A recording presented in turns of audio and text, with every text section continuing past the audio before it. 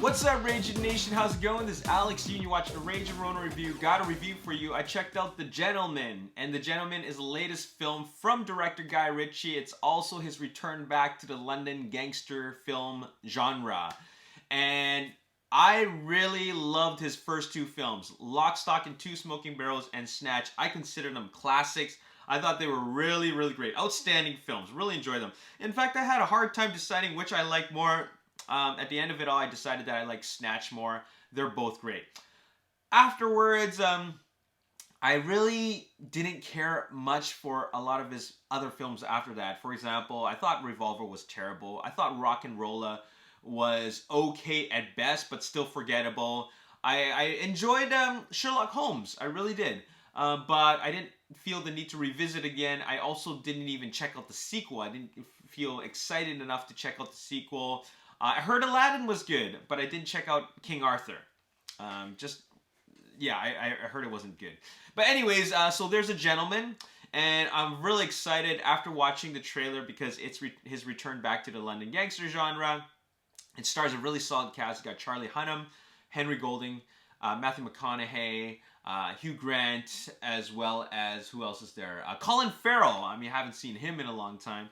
Anyways, I'll be completely straight up. I just thought it was okay. I mean, there was some good parts in it, but I thought it was okay. And I think the main reason why I wasn't really feeling this movie as much as I would have wanted to is because of the way it was told. And it was told in this the story was told in a way where Hugh Grant is telling a story to Charlie Hunnam's character, and that pretty much makes up 2/3 of the film. And I get what they're trying to do with it. I just found that it felt a bit clunky. It just didn't flow very well. Sure, there's some moments that made me, it intrigued the plot. It made the plot more and more intriguing, but for the most part, I really wasn't down with the way it was told.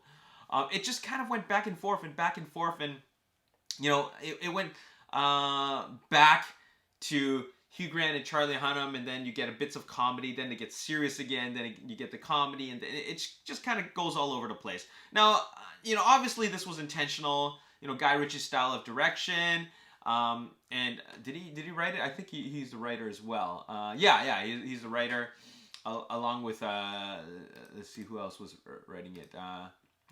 Ivan Atkinson and Martin Davies, who wrote the story, but the screenplay was by Guy Ritchie.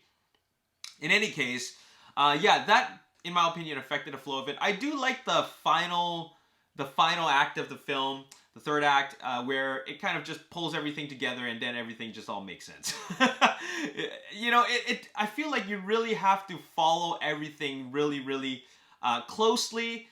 If you have a hard time understanding accents, some of the accents are pretty thick, then you might get a little bit lost. Remember back in Snatch, they had to put subtitles with Brad Pitt's character, which was pretty funny. But anyways, it wasn't nearly as hard as hardcore as that.